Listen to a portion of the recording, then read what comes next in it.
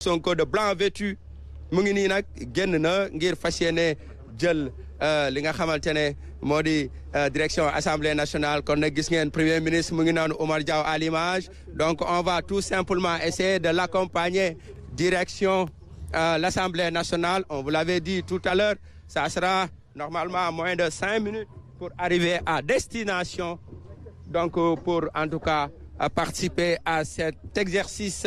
démocratique, la déclaration de politique générale que Ousmane Sonko va faire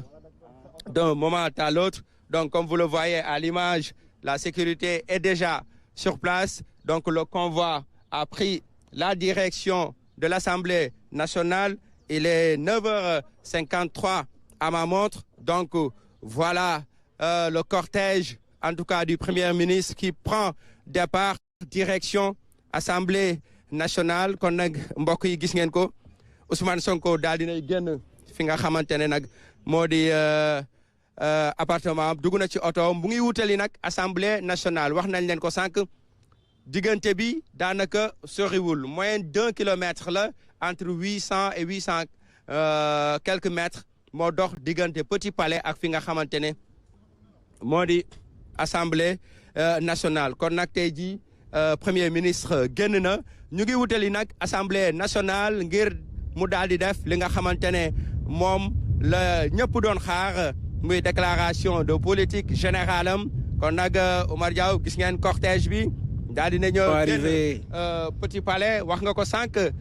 Waaw léegi nag ñu daal di egg fi nga xamante ne moo di Assemblée nationale parce que distance bi soriwul dara ndaxte Petit Palais boo ko waxee ginnaaw la Dantec la nekk.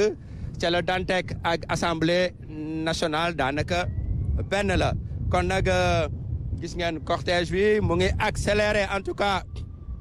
li nga xamante ne moo di cadence bi ngir daal di wutali fi nga xamante ne moo di Assemblée nationale. Romb nañ li nga xamante ne daanaka def nañ mën naa ne wax ne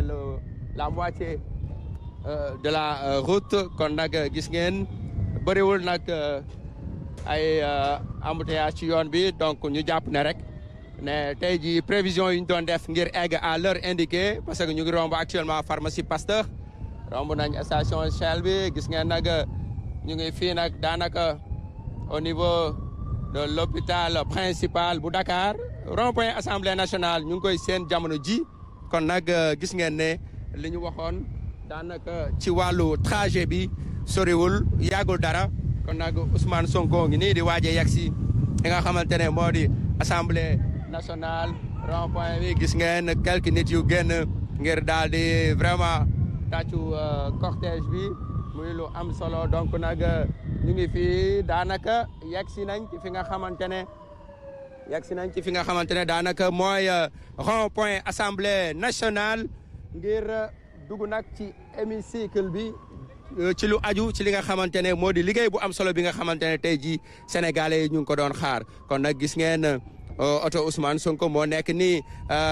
avec le travail de mon caméraman Kalidou Bey mi nga xamante ne tey jii moo ko daal di suivre gis ngeen nag Ousmane Sonko ngi noonu daal di yegsi na gis ngeen sous les applaudissements des populations yi nga xamante ne elles se sont massées devant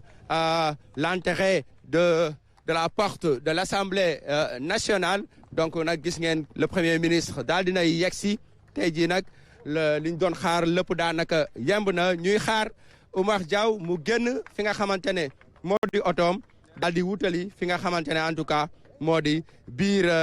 Assemblée nationale li des nag bu fi yegsee rek da leen di bàyyi xanaa ci kanam tuuti rek une fois que mu pare fii ñu bàyyi leen en tout cas ngeen daal di jël relais bi ndaxte le dispositif de la RTS est assez étoffé pour pouvoir en tout cas vous faire vivre les grands instants de la télévision donc nag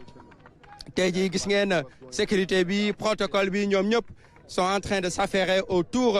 du véhicule du Premier ministre Ousmane Sonko mu ngi noonu génn na kon nag gis ngeen ko ñu daal di koy dalal ngir li nga xamante ne di koy conduire gis ngeen ñenn ci ay député daal di nañ koy dalal ngir tatagal ko ngir daal di koy gunge ci fi nga xamante ne moo di biir Assemblée nationale gis ngeen le ministre Abass Fall daal di nay ñëw bokk ci ñi nga xamante ne ñoo ko daal di teeru kon nag mu ngi noonu le premier ministre Ousmane Sonko dugg na assemblée nationale gis ngeen à l'image le premier ministre qui est accompagné par certains députés du PASTEF dégg ngeen ñi koy yuuxu foofu noonu à côté donc nag gis ngeen jamono ji ñi nga xamante ne ñooy tàccu askan waa ngi tàccu ngir daal di gunge ki nga xamante ne moo di le premier ministre fii ci assemblée nationale donc Oumar Diaw je vous l'avais dit il aura suffi moins de 5 minutes il aura suffi moins de 5 minutes en tout cas pour arriver à l'assemblée nationale le premier ministre Ousmane Sonko est déjà sur place donc voilà tout est fin prêt en tout cas pour pouvoir commencer les travaux à l'heure indiquée le premier ministre est déjà sur place il est arrivé donc Oumar Diaw je vais vous passer le relais nous sommes à l'Assemblée nationale à vous. Merci Ibrahima, merci. On a vu que tu avais un bon chronomètre,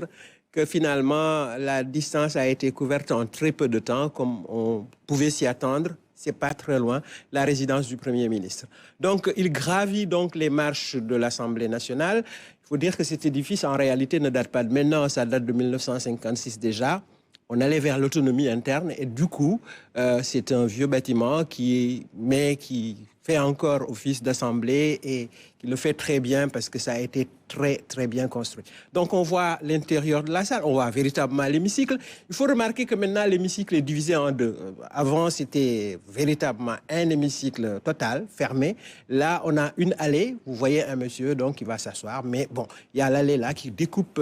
finalement l'espace en deux. Donc, M. Ousmane Sonko vient faire sa déclaration de politique générale. C'était un moment totalement, mais très attendu par l'ensemble des Sénégalais. Évidemment, il va s'adresser au peuple, mais à travers les députés. Ce qui est clair,